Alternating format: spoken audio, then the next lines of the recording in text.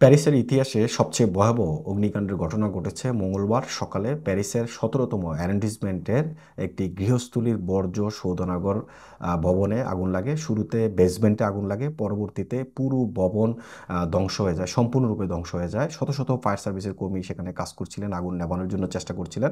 কালো ধোঁয়ায় পুরো রাজধানী ছেয়ে গেছে। এই ভবনের যখন আগুন লাগে সেই ভবন থেকে কিন্তু হতাহতের কোনো খবর পাওয়া যায়নি। কারখানায় যারা কাজ করছিলেন তাদেরকে যথাসময়ে সেখান থেকে সরিয়ে নেওয়া হয়েছে। প্যারিসের ১৭তম অ্যারেন্ডিজমেন্টের মেয়র জিওফ্রয় বোলার্ড বলেছেন, কারখানার সমস্ত কর্মীদের সেখান থেকে সরিয়ে নেওয়া হয়েছে। কোনো হতাহতের খবর পাওয়া যায়নি বা কেউ আহত হয়েছেন এমন খবর পাওয়া যায়নি। তিনি এই ঘটনায় দুঃখ প্রকাশ করেছেন।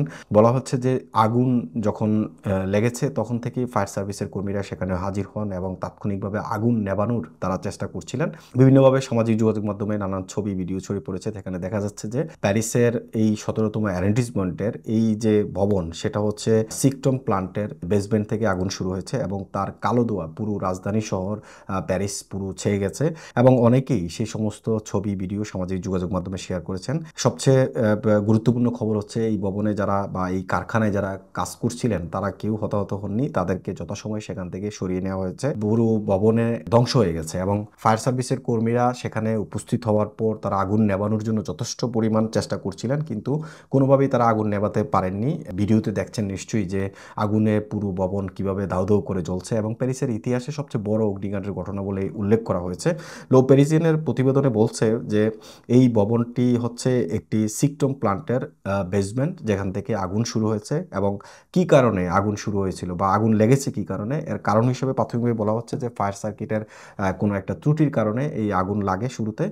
এখনো পর্যন্ত পুরো তদন্ত রিপোর্ট আসেনি। এটা তদন্ত করার জন্য একটি তদন্ত কমিটিও গঠন করা হয়েছে যে কি কারণে আসলে এমন আগুন লেগেছে।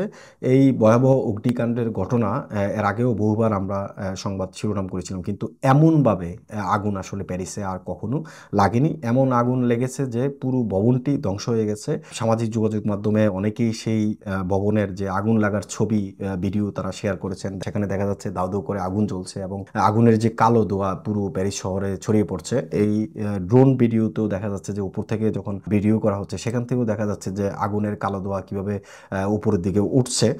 সবচেয়ে বড় বিষয় হচ্ছে এই যে ভবনে আগুন লেগেছে সেই ভবনে আসলে যে কারখানা গৃহস্থলীর বর্জ্য শোধনাগার এই কারখানাটি, সেখানে যারা কাজ করছিলেন তাদের মধ্যে কেউ হতাহত হননি, তাদের মধ্যে কেউ আহত হননি। তাদেরকে যথাসময় সেখান থেকে সরিয়ে নেওয়া হয়েছিল, যার ফলে সেখানে আসলে কোনো ব্যক্তি বা যারা কাজ করছিলেন তাদের আসলে কোনো ক্ষতি হয়নি। শুধুমাত্র ভবনটি পুড়ে ছাই হয়ে গেছে। এমআইবি সংবাদ ও সংবাদ সংশ্লিষ্ট অনুষ্ঠান দেখতে ভিজিট করুন www.mibtelevision.tv ও facebook.com/mibtelevision.tv এবং সাবস্ক্রাইব করুন youtube.com/mibtelevision এ।